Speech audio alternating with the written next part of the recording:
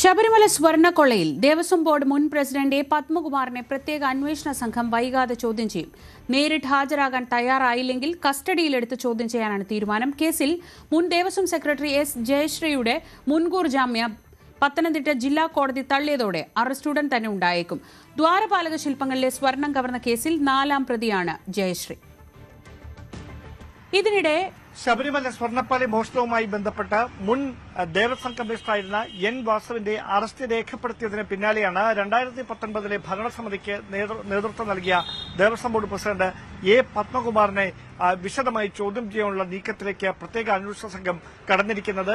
അതേസമയം ക്രൈംബ്രാഞ്ചിന്റെ ഈഞ്ചക്കലിലുള്ള ഓഫീസിൽ ഹാജരാകാൻ കഴിഞ്ഞ ദിവസം നോട്ടീസ് നൽകിയിരുന്നെങ്കിലും ബന്ധുവിന്റെ മരണവുമായി ബന്ധപ്പെട്ട് അസൌകര്യമുള്ളതിനാൽ സാവകാശം വേണമെന്ന് പത്മകുമാർ അന്വേഷണ ഉദ്യോഗസ്ഥരെ അറിയിക്കുകയായിരുന്നു. അതേസമയം ഈ സാവകാശത്തിന്റെ ഒരു പരിധി എത്രയെന്ന കാര്യത്തിൽ പത്മകുമാർ കൃത്യമായ ഒരു ഉത്തരം നൽകിയിട്ടില്ല. ഒരുപക്ഷെ അടുത്ത ദിവസം തന്നെ അദ്ദേഹം നേരിട്ട് ക്രൈംബ്രാഞ്ച് ഓഫീസിൽ ഹാജരായേക്കാം.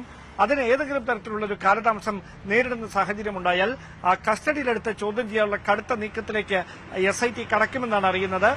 ക്രൈംബ്രാഞ്ച് SP ശശിധരന്റെ നേതൃത്വത്തിലുള്ള പ്രത്യേക സംഘമായിരിക്കും പത്മകുമാറിനെ വിശദമായി ചോദ്യം ചെയ്യുക. പത്മകുമാറിനെയും അതോടൊപ്പം തന്നെ വാസുവിനെയും ഒരുമിച്ചിരുത്തി ചോദ്യം ചെയ്യാനുള്ള നീക്കങ്ങളും അന്വേഷണ സംഘം നടത്തുന്നുണ്ട്. എടുത്തു പറയേണ്ട കാര്യം എൻ വാസുവിനെതിരെ അറസ്റ്റിലേക്ക് കടന്നതുപോലെ പത്മകുമാറിനെതിരെയും സമാനമായൊരു നീക്കം പെട്ടെന്നുണ്ടാകുമോ എന്നതാണ് ഇനി അറിയാനുള്ളത്. ആദ്യം ക്രൈംബ്രാഞ്ച് രജിസ്റ്റർ ചെയ്ത FIR-ൽ 2ാമത്തെ FIR-ലാണ് കൃത്യമായി പത്മകുമാർ ഉൾപ്പെട്ട ഭരണസമിതിയുടെ പങ്കാളിത്തത്തെക്കുറിച്ച് കൃത്യമായി എടുത്തു പറയുന്നത്. അതുകൊണ്ട് തന്നെ ആ ഭരണസമിതിക്ക് നേതൃത്വം നൽകിയ ആളെന്ന നിലയിൽ ഈ ഉത്തരവാദിത്തങ്ങളിൽ നിന്ന് പത്മകുമാറിനും ഒഴിഞ്ഞു മാറാനാവില്ല. അന്വേഷണം നിർണായകമായ ഒരു ഘട്ടത്തിലേക്ക് കടക്കുന്ന പശ്ചാത്തലത്തിൽ അടുത്ത ഇടക്കാല റിപ്പോർട്ട് ഹൈക്കോടതിയിൽ സമർപ്പിക്കുന്നതിന് മുമ്പ് പത്മകുമാറിനെ വിശദമായി ചോദ്യം ചെയ്ത് തുടർ നീക്കങ്ങളിലേക്ക് കടക്കുന്നതടക്കമുള്ള കാര്യങ്ങൾ സമഗ്രമായി ആ റിപ്പോർട്ടിൽ പരാമർശിക്കേണ്ടതുണ്ട്. അതുകൊണ്ട് തന്നെയാണ് തിടുക്കത്തിലുള്ള നീക്കങ്ങളിലേക്ക് SIT കടക്കുന്നത്.